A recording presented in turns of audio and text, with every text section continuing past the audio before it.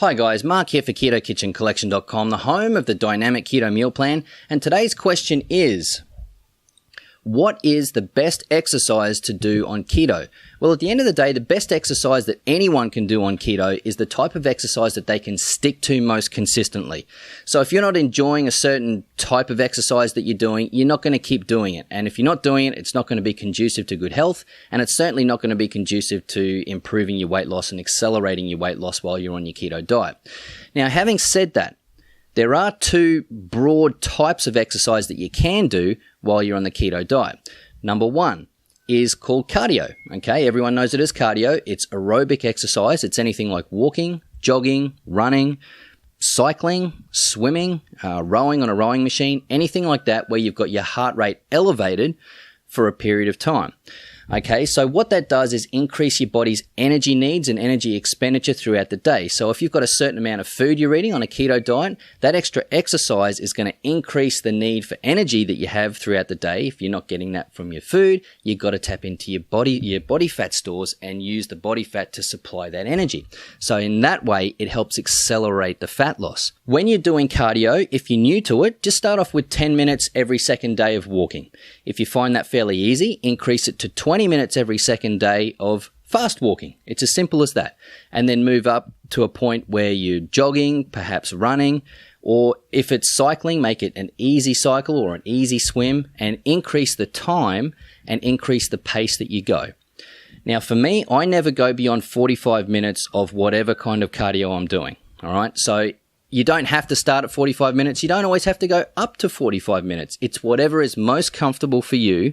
But bear in mind, you do want to push yourself. If you get to a point where the cardio you're doing is fairly easy and you're just going through the motions, then it's not really enough and your body's not going to adapt. If you want your body to adapt and to change, then you have to push yourself, okay? It doesn't mean that you need to go at Olympic level speed, but you just need to push yourself. So how do you gauge that? Whenever you're doing your cardio, all right, this is an excellent rule of thumb. Whenever you're doing cardio, you want to get yourself to a point where you're breathing that hard that you can't quite hold a proper conversation. So if you're jogging with a friend, well, let's say you're going hard enough that you can have a conversation with your friend, then you're not going hard enough. You need to go a bit harder so that you can't quite have a proper conversation with your friend, or at least it's kind of stuttery and it comes in bits and pieces because you're breathing hard doing the cardio that you're doing.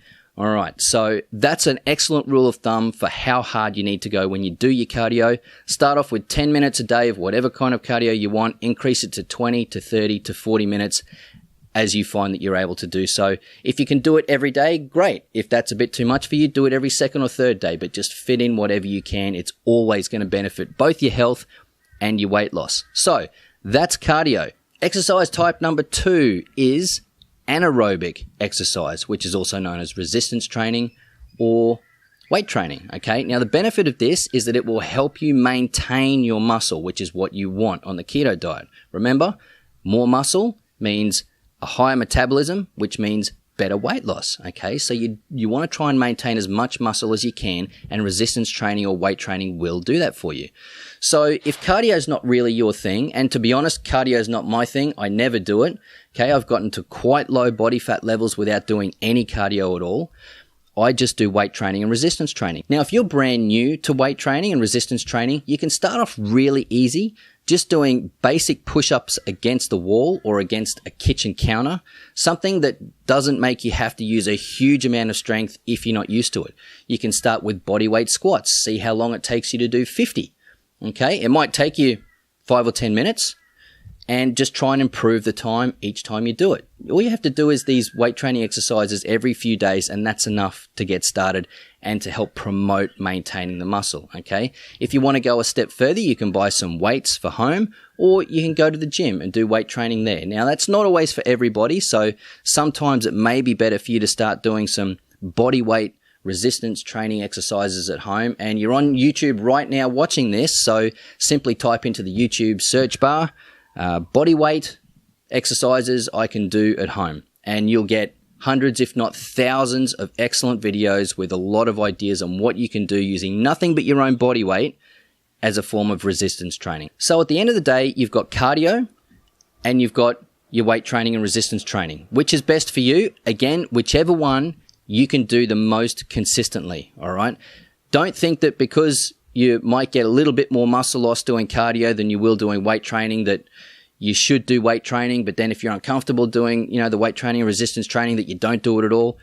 Don't worry about that. If you're not used to doing exercise, just do whichever one is the most easy for you and that you have the most motivation to just start right away and continue on for the long term, okay? And if you want the best of both worlds, mix it up. Do some cardio one day and do some weight training or resistance training the next day. That's quite okay. You don't have to stick to one or the other. You can do both. You can do both on the same day if you want to. Some people do that. So, guys, I hope you got some value out of this video. If you did, please give me a like, share, and subscribe. I appreciate you and the time you've given me today, and I'll see you guys on the next one.